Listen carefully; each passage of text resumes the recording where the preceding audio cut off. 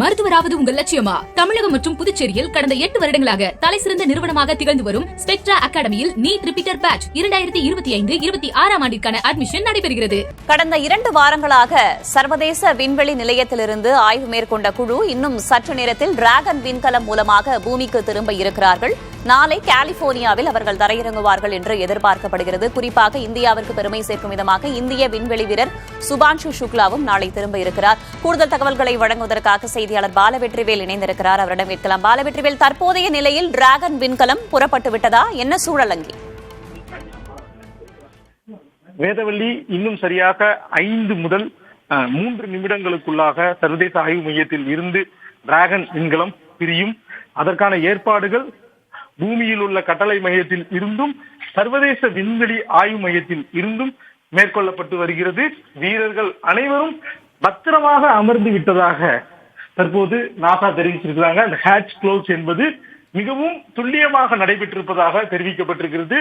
சர்வதேச விண்வெளி ஆய்வு மையத்திற்கும் டிராகன் விண்கலத்திற்கும் இடையே இருக்கக்கூடிய கதவு மூடப்பட்டு இருக்கிறது. வீரர்கள் பத்திரமாக அமர்ந்திருக்கிறார்கள். இன்னும் 3 முதல் 5 நிமிடங்களுக்குள்ளாக அந்த விண்கலம் பிரியும் அந்த நிகழ்வு நடைபெறும். இதை அன்டாக்கிங் என குறிப்பிடுவார்கள்.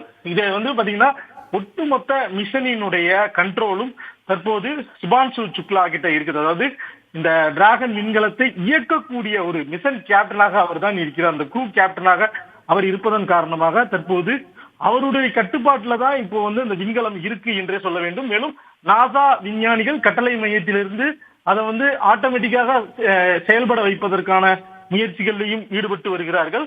அதே போன்று பாத்தீங்கன்னா சர்வதேச விண்வெளி ஆய்வு மையத்தில் இருக்கக்கூடிய சக வீரர்களும் இந்த நிகழ்வை உன்னிப்பாக கண்காணித்து வருகிறார்கள். ஏதாவது தவறு ஏற்படக்கூடாது என்கின்ற ஒரு காரணத்தினால் இது ஒட்டுமொத்தமாக இன்னும் பாத்தீங்கன்னா சில மணித்துளிகளில் இந்த ஒரு வரலாற்று சிறப்புமிக்க ஒரு சம்பவம் நடைபெற உள்ளது.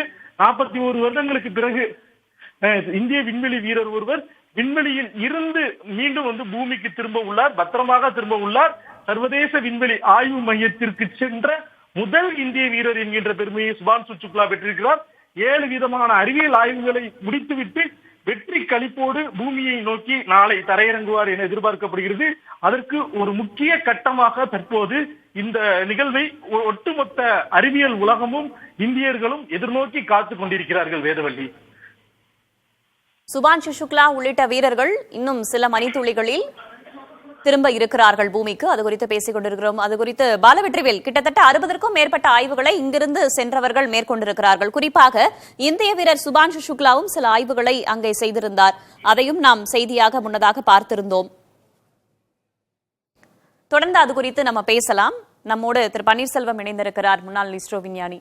இப்ப நம்ம திரு பாலவெற்றிவேல் சொல்லும் போதும் நம்ம கேட்டிருப்போம், பல்வேறு விதமான ஆய்வுகளை அவர்கள் விண்வெளி ஆய்வு நிலையத்தில் மேற்கொண்டிருந்தார்கள். டிராகன் விண்கலம் மூலமாக இன்னும் சில மணித்துளிகள்ல புறப்படுவார்கள் என்று சொல்லப்பட்டிருக்கிறது.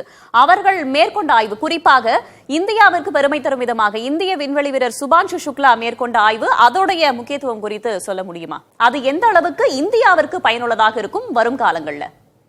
அது தாவரவியலை பொறுத்த எக்ஸ்பெரிமெண்ட் தான் பண்ணியிருக்காங்க. விதைகள் எப்படி அங்கே 0 கிராவிட்டியில் வேக்யூமில் எப்படி அது முளைக்கிறது, அதுக்கு எவ்வளோ நாள் எடுக்கிறது, அதனால் அதில் இருக்கிற புரோட்டீன் ஏதாவது அதில் வித்தியாசம் ஏற்படுகிறதா என்பதை ஆராய்ச்சி செய்திருக்கிறார்கள். இப்போ அதை மீண்டும் பூமிக்கு எடுத்து வருகிறார்கள். அது எடுத்து அதுக்கு உண்டான உரிய விஞ்ஞானிகளிடம் அவர் அளிப்பார். அந்த விஞ்ஞானிகள் தான் அது எவ்வாறாக வளர்ந்திருக்கிறது, அது என்ன மாற்றங்கள் ஏற்பட்டிருக்கின்றன என்பதை ஆராய்ந்து பிறகு அறிக்கை வெளியிடுவார்கள். இப்ப கலிபோர்னியால நாளைக்கு தரையிறங்கும் அப்படின்னு சொல்லப்பட்டிருக்கிறது வீரர்கள் திரும்புவதற்கு. பொதுவாக இந்த மாதிரி டீபங்கிங் பண்ணி ஒரு விண்கலம் மூலமாக வீரர்கள் திரும்புவார்கள் அப்படின்னா என்னென்ன விஷயங்களை அவர்கள் உன்னிப்பாக கண்காணிப்பார்கள்? குறிப்பாக அவங்க தரையிறங்குற இடத்துல வானிலை எப்படி இருக்கு என்பது போன்ற விஷயங்களை கண்காணிப்பார்களா? சூழல் எப்படி இருக்கு என்பது போன்ற விஷயங்கள் எல்லாம் கண்காணிப்பார்களா? இப்பொழுது அன்டாக் செய்த பிறகு வானிலை எப்படி இருந்தாலும் அது சேர்ந்து தான் வேண்டும். அதை மேற்கொண்டு ஆர்பிட்டில் வைத்திருக்க முடியாது. ஏதாவது பிரச்சனை என்றால் அதை ISS உடன் டாக்கிங் கண்டிஷனிலே அது ஆர்பிட்டில் வைத்திருப்பார்கள். அன்டாக் செய்த பிறகு அது தரை இறங்கி தான் ஆக வேண்டும். வானிலை ஏற்கனவே அவர்கள் அதை கணக்கில் எடுத்துக்கொண்டு தான் இந்த நேரத்தையும் நாளையும் குறித்திருப்பார்கள். இல்ல அதுதான் நான் கேட்கிறேன். வானிலை என்பது உதாரணத்திற்கு சொன்னது. வானிலை போல என்னென்ன மாதிரியான விஷயங்களை கணக்கில் எடுத்துக் கொள்வார்கள்? வானிலை தான் முக்கியமான விஷயம். அது வானிலை ஏற்கனவே தீர்மானித்து தான் இப்பொழுது தரை இறப்பதற்கான நேரத்தை குறித்திருப்பார்கள்.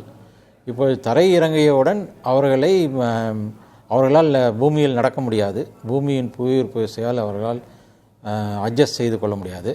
அவர்களை ஸ்ட்ரெச்சர் மூலமாக தான் எட்டு வந்து அவங்கள ஹாஸ்பிட்டலில் படுக்க வச்சு அவங்களுக்கு ரெஸ்ட் கொடுத்து, அவங்களுக்கு வந்து மசில் லாஸ் இருக்கும், அவங்க மசில்லாம் வேலை செய்யாது, அதுக்கு உண்டான ஃபிசியோதெரப்பி எக்ஸசைஸ்லாம் கொஞ்சம் கொடுத்து அது கிட்டத்தட்ட 1 வாரம் ஆகும்.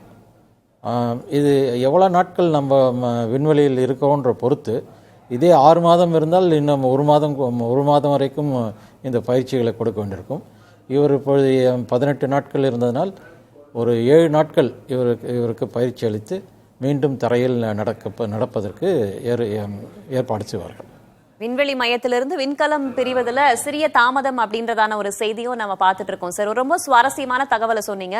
அவங்க வந்ததும் இங்க புவியீர்ப்பு விசை காரணமாக அவங்களால நடக்க முடியாது, அவங்கள வந்து ஸ்ட்ரெச்சர்ல தான் வச்சு தூக்கிட்டு போவாங்க. மீண்டும் அவங்கள இயல்பு வாழ்க்கைக்கு கொண்டு வர என்னென்ன மாதிரியான விஷயங்கள் செய்வாங்க? அவர்களுக்கு இப்போ புரோட்டீன் லாஸ் இருக்கும், அதுக்கப்புறம் மசில் லாஸ் இருக்கும், மசில் இன்ஆக்டிவ்னஸ் இருக்கும், மூட்டு கை மூட்டு கால் மூட்டு இந்த மாதிரி மூட்டுகள்லாம் நம்ம மூளை கொடுக்குற உத்தரவுப்படி நடக்காதது. இதுக்கு ஃபிசியோதெரப்பி தான் கொடுப்பாங்க, வேற ஒன்றும் இல்லை. நல்ல ஊட்டச்சத்து, ஃபிசியோதெரப்பி இரண்டும் அளிப்பார்கள். வேற எந்த பிரச்சனையும் இருக்காது. மருத்துவராவது உங்கள் லட்சியமா? தமிழகம் மற்றும் புதுச்சேரியில் கடந்த 8 வருடங்களாக தலைசிறந்த நிறுவனமாக திகழ்ந்து வரும் ஸ்பெக்ட்ரா அகாடமியில் நீட் ரிப்பீட்டர் பேட்ச் 2025-26 ஆண்டிற்கான அட்மிஷன் நடைபெறுகிறது.